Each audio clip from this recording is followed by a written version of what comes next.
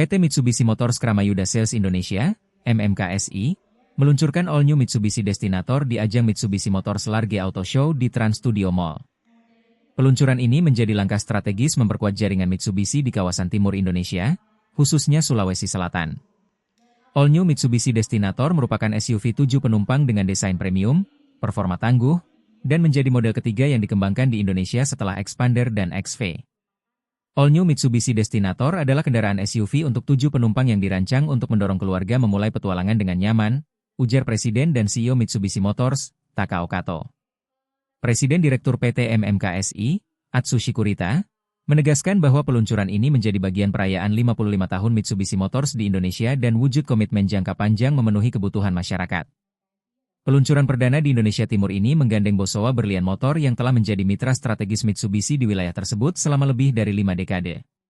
Hadirnya Mitsubishi Destinator ini merupakan langkah maju yang sangat positif, tidak hanya bagi Mitsubishi Motors, tetapi juga bagi kami di Bosowa Berlian Motor, ujar Presiden Direktur Bosowa Berlian Motor, Subhan Aksa.